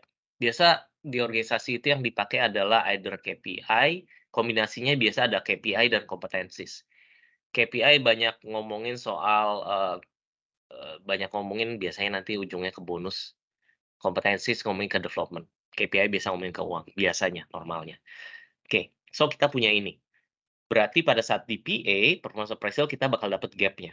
Betul ya? Logis ya? Kita dapat gap-nya. Nah, di organisasi kami, intervensi yang sifatnya adalah training, itu kami udah bisa mapping. Jadi dengan spesifik training apa yang dibutuhkan kalau ada di gap kompetensi apa, level berapa, gitu kan. Kompetensi biasa ada proficiency-nya ya, level 1, 2, 3, 4, 5 gitu. Kalau lag-nya di adaptability level 2, lu mesti ikutan apa tuh, ada tuh. Di lautan luas kita udah mapping sampai ke sana. Sehingga karena itu di-mapping, kita bisa ngelihat di next year ada impact-nya atau tidak. Karena yang gap itu jadi development things yang harus mereka penuhi terlebih dahulu, plus yang mereka mau. Jadi mekanismenya adalah, kalau di organisasi kami, begitu dapat, gap-nya, training-nya apa, kami kemudian libatkan atasannya, Bapak dan Ibu. Untuk men-set secara spesifik, kami bilangnya return on expectation, ROE. Lu nyuruh anak ini ikutan intervensi atau kelas tertentu, ekspektasi lu apa sih sebagai bos? Ekspektasinya yang very clear nih, karena kami kasih checklist di kelas, time management, ini yang bakal diajarin. Ini yang akan perilaku yang diharapkan dari setiap sub materinya. Kami minta atasannya untuk men-checklist, kenapa anak lu mesti masuk di kelas ini. Kemudian di-checklist dong. Kemudian checklist ini kami kasih ke anaknya, pada saat di kelas. Jadi begitu anaknya masuk kelas, kertas pertama yang dia dapat adalah kertas kenapa lu harus ikutan kelas ini, secara detail. Tujuannya apa? Tujuannya supaya anaknya begitu di kelas dia bisa pay attention secara khusus, secara ekstra, buat hal yang jadi gap-nya dia. Wah, gue dibilang nggak bisa setting priority nih. Berarti di bagian priority gue mesti setting. Karena sometimes itu nggak muncul di proses one on one. Yang ngomongin adalah gedenya. Lu nggak bisa time management, tapi nggak ngomongin bawah detailnya. Jadi di kelas mereka dapat bawah detailnya. Kemudian setelah itu, di 3 bulan kemudian, kami akan get back ke atasannya lagi. Sesudah training mereka harus making action plan yang sesuai sama apa yang di checklist. Berarti kalau misalnya contohnya tadi time management, mereka mesti set up priority. Action plan-nya apa? Oke, berarti gue komit untuk bikin priority, kan biasa kalau time management ada kuardan ya. Saya komit untuk using this kuardan selama 1 minggu ke depan. Nah, itu yang kita kejar as a learning. Itu yang harus mereka submit ke kita as a learning team, gitu. Mereka submit, gue ngerjain PR gue ya, nih udah komit satu minggu." Mereka lakuin terus, 3 bulan kemudian kita get back lagi, balik ke atasannya. "Bos, sebelumnya lu centang 2 hal ini nih, yang katanya belum fulfill ya. Setelah 3 bulan udah ikutan kelas, udah ada action plan jalan selama 3 bulan itu, tolong nilai lagi sekarang. Gimana si A ini terhadap setting priorities? Is it better? Menuhin ekspektasi? Is it belum? Kalau misalnya udah, ya sudah selesai PR kita. Kalau belum, yuk kita ngobrol lagi mesti diapain. Masukin kelas lagi, coba cek pre-post testnya, nggak guna, post testnya udah bagus. Kayaknya bukan kelas deh. Is it coaching, mentoring, is it kasih project yang bisa kita lihat benar-benar kemampuan dia untuk setting priorities, itu yang diobrolin kemudian. Sehingga logikanya saya adalah, logikanya kami kenapa setup sistem ini dibuat, begitu dia bilang sudah terpenuhi perilaku behavior yang diinginkan, artinya kompetensinya mesti terpenuhi. Sehingga saya bisa ngomong sama manajemen, sama leaders, karena ikutan training time management, berapa banyak orang yang delivery results-nya increase percentage-nya. This is the impact of ikutan kelas atau ikutan inisiatif apapun dari learning. Makanya memang menurut saya, as a learning person, kita nggak bisa berhenti sampai di level 1 dan level 2. Ngomongin learning, inisiatif, itu kan ada level 1, 2, 3, 4 ya. 1, learning-nya fun, enggak, menyenangkan atau enggak, gampangnya gitu, trainer berkualitas atau enggak. Level 2 ngomongin soal learning-nya guna nggak untuk peningkatan pengetahuan, makanya ada pre dan post test. Level 3 ngomongin changing behavior. Changing behavior mekanismenya yang tadi yang kita gunakan bisa akhirnya pakai project biasanya. You do some projects, you do coaching. Nah, itu biasanya taruh di level 3. Level 4 ngomongin soal impact ke bisnis, ngomongin soal ROI. Nggak semua training kita bisa masuk ke level 4, tapi at least minimal menurut saya serang di level 3. Level 3 itu adalah hal yang udah paling minimum yang currently seorang learning professionals bisa kasih ke organisasi. Kalau enggak, kalau yang selama ini kita cuma ngomongin level 2, kita lagi jadi cost center. Kita nggak nunjukin impact ke organisasi. Karena yang kita bisa kasih tahu cuma orang lu tambah pinter. Pinter kalau nggak dipakai buat apaan? Semoga ngejawab ya, Bu, ya. Oke, thank you Pak Andi. Ini ada satu pertanyaan lagi dari Pak Mhm Dani.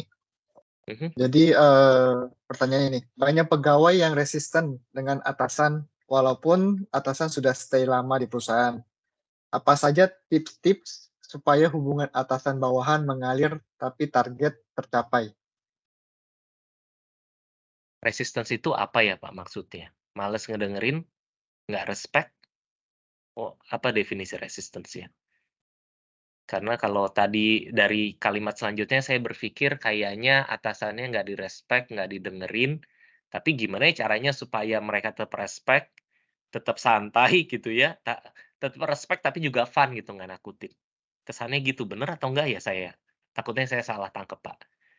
Kalau boleh diklarifikasi. Itu dari Pak siapa? Sorry Bro Andi. Pak Danik.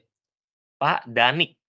Iya, betul. Pak Danik. Boleh kalau boleh tolong dikonfirmasi, Pak.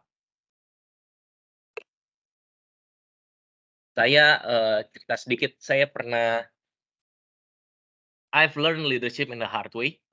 Jadi, karir pertama saya itu saya gabung di satu konsultan yang, lokasinya di Jakarta Utara, konsultan training gitu.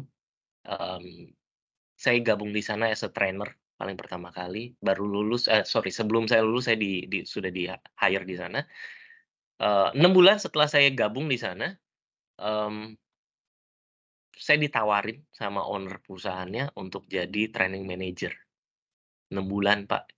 Baru lulus 6 bulan, saya ditawarin buat jadi training manager karena kebetulan training manajernya, resigning dan kemudian, saya ngebawa beberapa inovasi lah di sana.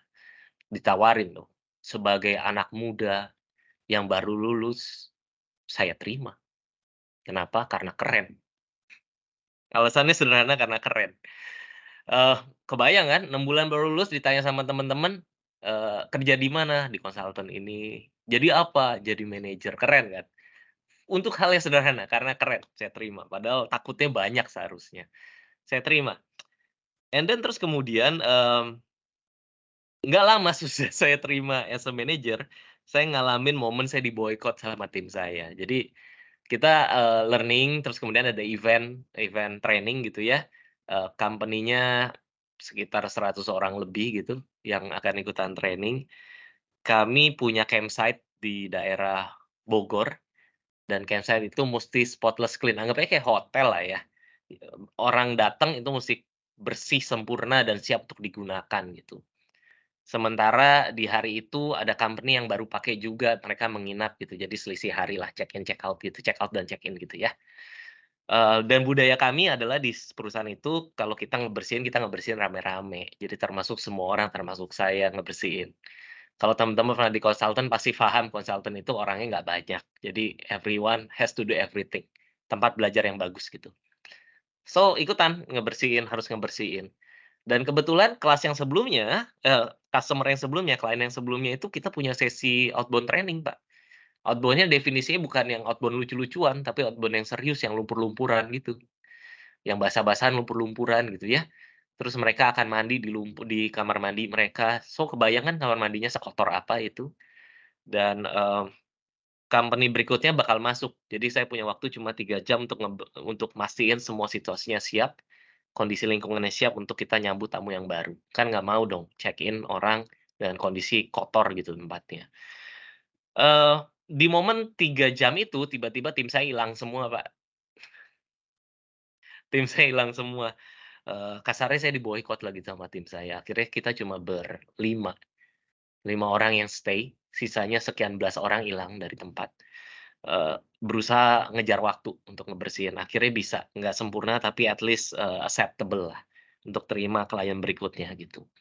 Dan kemudian saya tanya sesudah sore hari di momen break gitu ya, saya udah nggak ngurusin klien, saya tanya sama tim saya gitu. Mereka nongkrong di warung dekat sana. Saya tanya, "What happened?" And then I learn hari itu the hard way.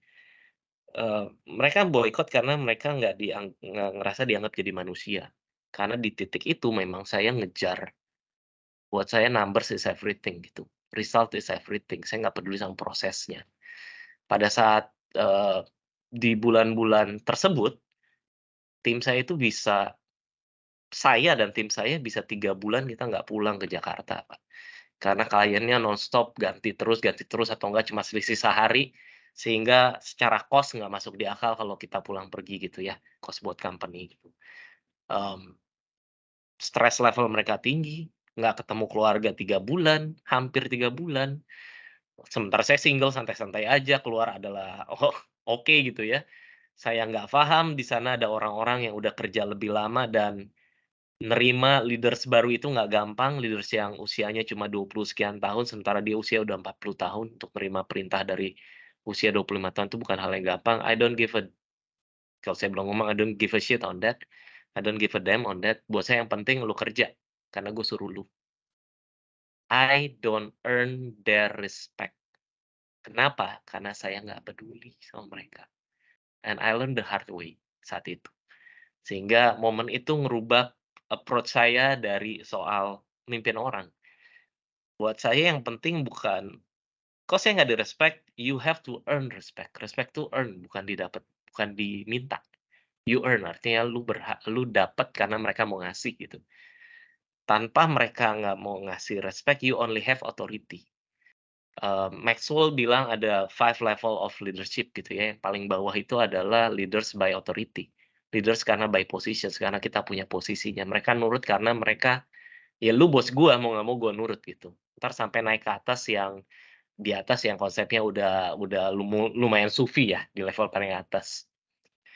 Mmm, tapi at least kita bisa sampai di level mereka mau respect dan ikut kita karena mereka tahu kita peduli sama mereka, at least di level itu. Should be a leader, karena di sana di titik itu, you becoming a leader not becoming a manager.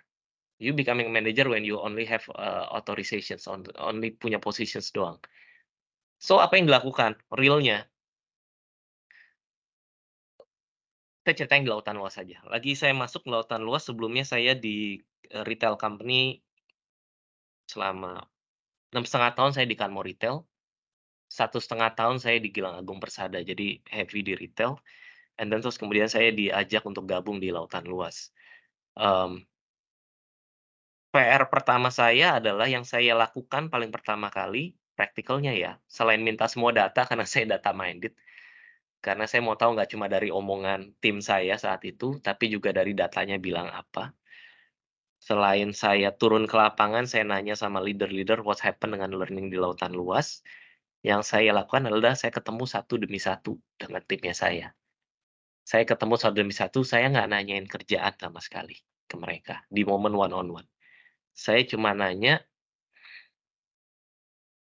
5 tahun lagi mau ngapain? Saya cuma nanya 3 tahun lagi mau ngapain? Entah di lautan luas, entah di tempat lain, saya bilang itu.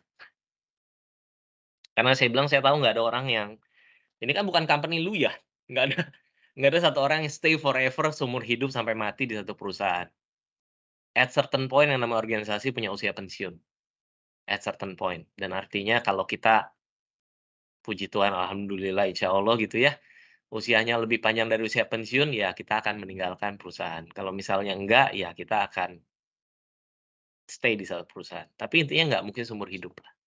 Jadi saya nanya, 3, 5 tahun lagi mau ngapain? Dan saya state dengan very clear, saya bilang, tugasnya saya adalah ensure kamu as a leader, saya bilang tugasnya gue as a leader adalah ensure lu achieve your goal as individuals.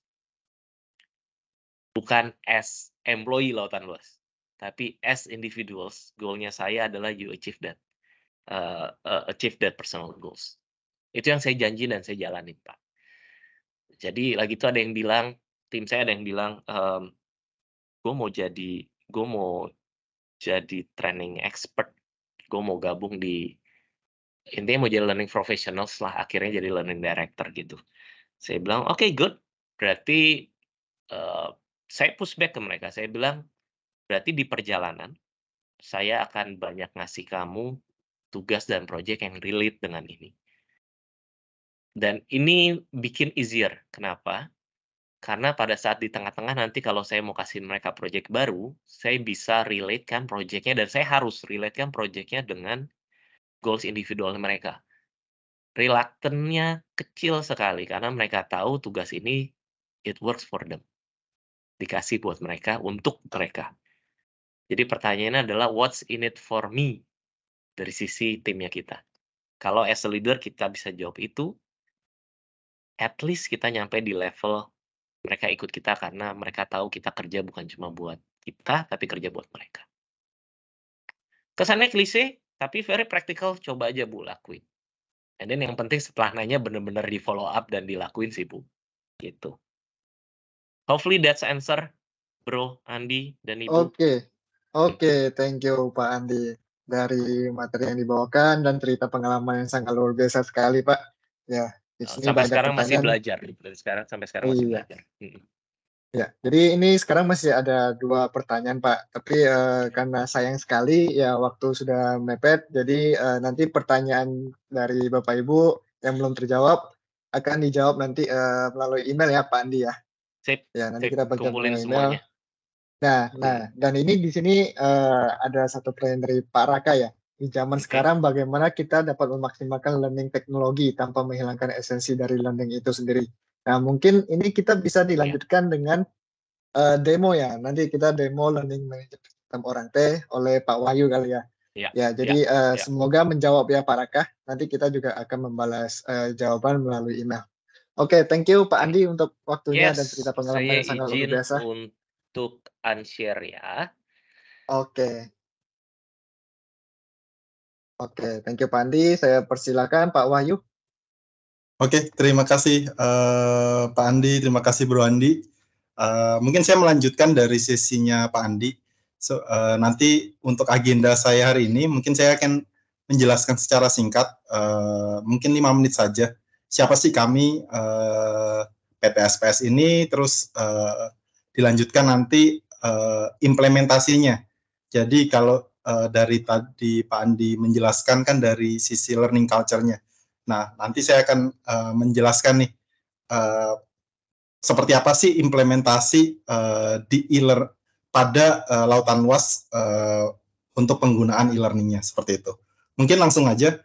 Jadi kami dari PT Strategic Partner Solution, kami adalah anak perusahaan dari Lautan Luas Group.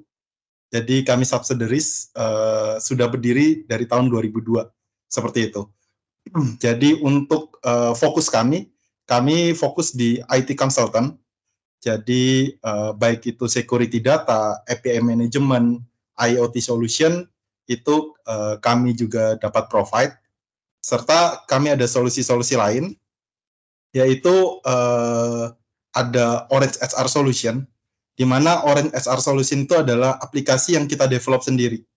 Jadi pure dari resource kami, kita mendevelop suatu produk yaitu HRIS, itu untuk usianya sudah lebih dari 20 tahun. Jadi mulai ada personal administration, itu yang berisi HR base, terus ada operatif modul, di mana operatif modul itu kita dapat melakukan aktivitas operasional perusahaan, mulai dari absen, input cuti, payroll, medical, travel, dan lain sebagainya. Terus di sisi lain, untuk strategic modul, kita juga ada mulai dari proses sebelum karyawan itu masuk, jadi kita ada recruitment, ada performance assessment, ada kompetensi management, employee development, dan training administration. Dan di modul terakhir kita juga ada HR analysis. Jadi untuk menganalisa atau menarik report-report yang dibutuhkan atau digunakan untuk membuat keputusan dari sisi manajerial. Selanjutnya kita juga ada Orang Pay. Jadi di Orang Pay ini juga aplikasi yang kita develop sendiri.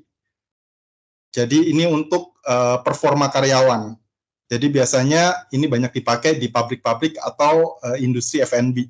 Jadi bagaimana sih si supervisor dapat menilai atau melihat performa dari bawahnya. Jadi setiap hari itu dinilai mulai dari kerapiannya, dia sudah benar melakukan pekerjaan sesuai SOP atau tidak. Nah itu terus-menerus akan dimonitor untuk performanya. Nah itu juga bisa menjadi decision dari sisi manajemen. Kurang lebih untuk Orang Pay ini kita ada fitur assessment-nya untuk penilaiannya, ada gamification, employee reward, monitoring, reporting, dan approval dari atasannya seperti itu. Nah, kami dari PT Strategic Partner Solution sejauh ini sudah dipercaya di berbagai industri, mulai dari perbankan, financial industry, tekstil, F&B, media, dan industri-industri lainnya. Mungkin saya lanjut untuk implementasi e-learning yang ada untuk perusahaan. Nah, itu kita bagi ada 4 value yang bisa dimaksimalkan di sisi perusahaan Bapak Ibu. Yang pertama, mungkin kita intens menggunakan video conference, di mana video conference itu kalau trainingnya full online, itu sangat membantu untuk interaksi. Jadi ada sesi online-nya juga, ada real komunikasi juga, seperti itu.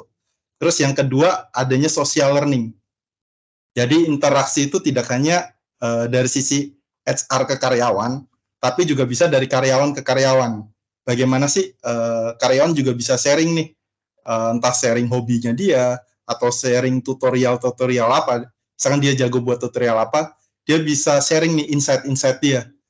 Jadi nanti juga ada semacam forum dan sebagainya, itu membuat bagaimana karyawan itu lebih aktif seperti itu. Terus yang ketiga tentu saja adalah terkait dengan online learning. Bagaimana memaksimalkan pembelajaran secara online, mulai dari materi-materinya dibuat bagaimana lebih menarik, lebih interaktif, terus nanti ada pre-test, post-test, untuk memonitor dia udah benar-benar memahami belum sih, ya nanti kita ada assessment-assessment-nya, seperti itu. Terus yang keempat, itu juga ada coaching dan mentoring. Jadi kita tidak lepas nih, ketika dia udah ikut pelatihan, udah sampai selesai, udah dapat sertifikat, nah kita nggak putus sampai di situ.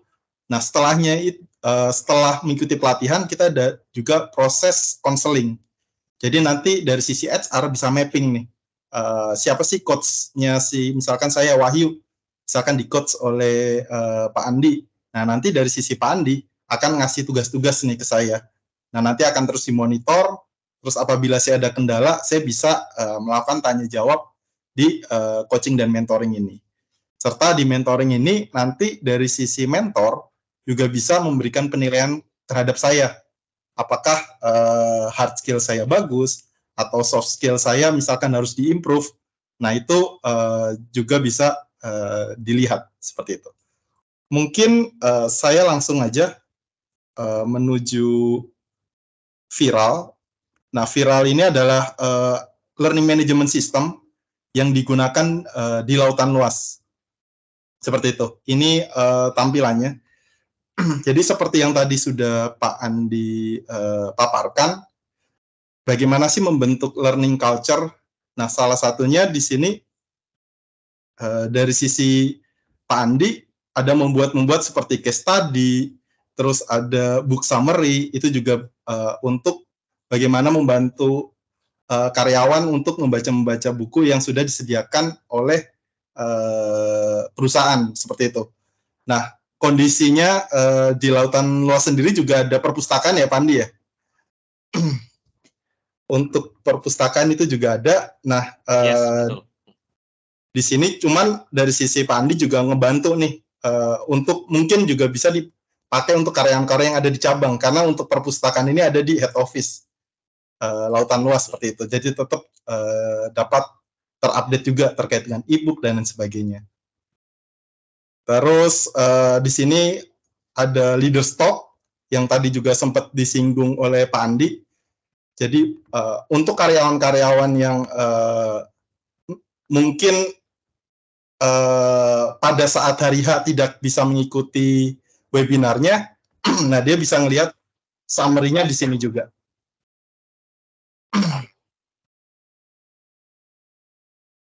Nah, ini terkait dengan fitur knowledge resource yang diimplementasikan di Lautan Luas. Di sini juga ada summary-nya, terus seandainya ada tanya jawab atau forum, itu bisa dilakukan di bagian bawah sini. Jadi misalkan ada yang masih ingin tahu lebih dalam terkait dengan topik yang ada di Leaders Talk ini, dari sisi employee juga bisa melakukan tanya jawab, seperti itu. Boleh Terus, tambahin dikit nggak, Wahyu? Ya, boleh, Pandi. The beauty dari sistem knowledge resource ini adalah nggak cuma orang learning yang bisa ngisi di sana, tapi juga all employee. Jadi kalau yang mekanisme kami buat, jadi kalau all employee bisa ngisi artikel atau dia nulis insight dia, nanti akan masuk ke admin untuk proses screening. Kalau misalnya oke, bisa langsung diklik dan itu dipublish. Nah, di situ social learning-nya belajar, karena artinya orang willing untuk share, dan itu disupport sama reward mechanism yang kami punya gitu. Kami bilangnya learning dolphin, dapat poin, akhirnya nanti bisa di-convert untuk jadi something lah, tiket bioskop, coursicle, gitu-gitulah. Ya. Silakan. Oke, thank you, Pandi. Ya, betul sekali. Jadi untuk apresiasi, untuk reward-reward yang sudah diberikan, dari sisi Lautan Luas juga, misalkan ada karyawan yang aktif dan sebagainya, itu juga bisa di-share nih apresiasi dari sisi perusahaan. Ini sebagai contoh, ada 3 employee yang diberikan apresiasi berdasarkan kategori-kategorinya masing-masing, seperti itu. Jadi ini untuk meningkatkan karyawan itu supaya lebih aktif lagi dalam learning-nya, dalam bersosialnya, dan sebagainya, seperti itu. Terus untuk trainingnya, bagaimana sih proses training ini atau proses pelatihan ini dapat dimaksimalkan? Yang pertama mungkin yang banyak case dari sisi perusahaan, mau industri apapun itu ya, baik itu F&B, baik itu industri tekstil, baik itu industri finansial, perbankan, dan sebagainya, itu biasanya terkait dengan turnover karyawan. Bagaimana sih proses kita melakukan proses onboarding?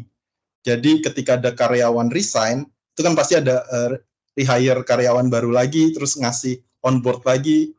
Nah, itu tentu saja memakan waktu dan biaya yang cukup banyak juga ya. Jadi misalkan dalam 3 per quarter itu ada sekitar 20-30% turnover, terus dia harus melakukan proses onboard lagi.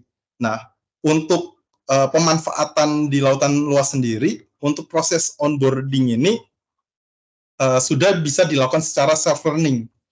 Jadi mulai dari message from director, terus atau message from HR, head HR, itu juga nanti bisa ditaruh di e-learning ini. Terus untuk pembelajarannya itu juga bisa dilakukan secara sequence. Jadi harus urut nih. Kita nggak bisa membuka course-course lain kalau course sebelumnya belum komplit 100%. Sebagai contoh, untuk proses onboarding, kita sebagai karyawan baru itu harus mengenal nih, siapa sih BOD di tempat saya bekerja, terus posisinya apa, namanya siapa, orangnya seperti apa. Nah, itu bisa dicantumkan di informasi di onboarding ini. Ketika sudah selesai, bisa klik finish reading.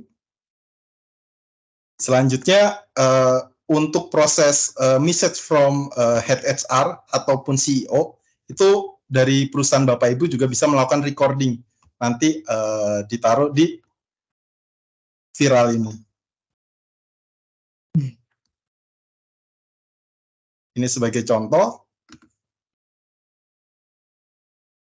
Terus informasi-informasi apa saja sebagai contoh yang bisa dilakukan untuk onboarding, misalkan terkait dengan peta dan checklist perlengkapan dasar, terus government compliance material, ada information and troubleshooting, dan lain sebagainya.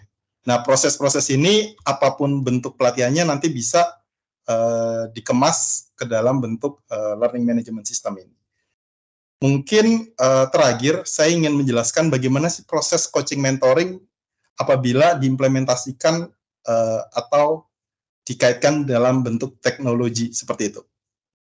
Di sini kita ada fitur coaching dan mentoring. Sebagai contoh, coach saya ada Pak Jimmy Sentoso. Nah, di sini saya bisa melihat agenda coach apa saja sih yang diberikan oleh Pak Jimmy terhadap saya.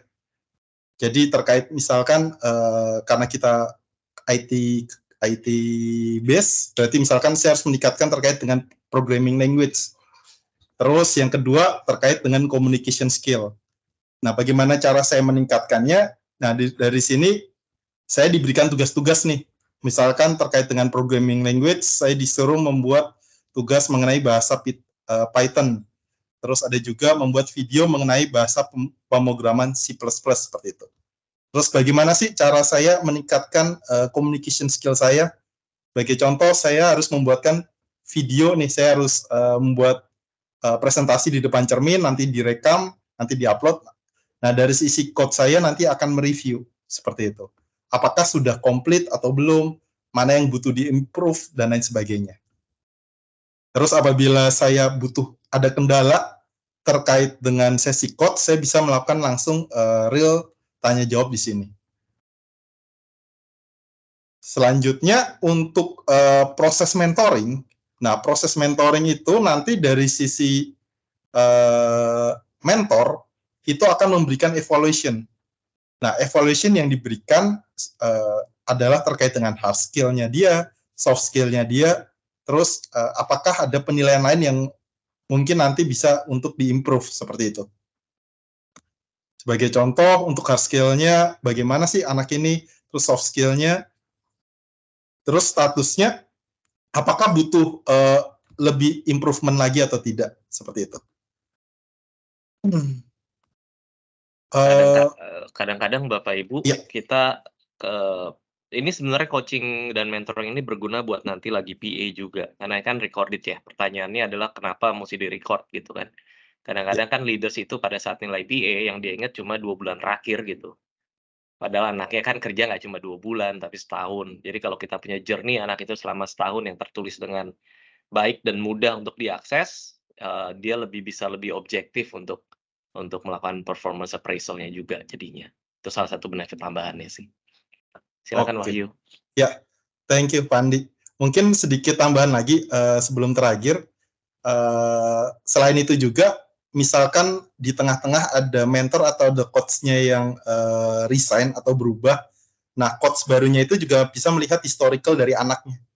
Jadi untuk proses coaching atau proses mentor dari sisi employee itu tidak dilakukan dari awal lagi, nggak dilakukan di reset dari nol lagi, cuman dia melanjutkan nih untuk pengembangan dari karyawan itu sendiri. Seperti itu. Mungkin kurang lebih untuk sharing terkait dengan e-learning yang diterapkan di lautan luas, seperti itu. Mungkin kalau butuh waktu detail, mungkin kita bisa set di sesi terpisah ya Bapak Ibu ya. Mungkin nanti bisa kontak ke Pak Andi untuk atur jadwal lebih detailnya lagi, seperti itu. Mungkin saya kembalikan lagi ke Pak Andi.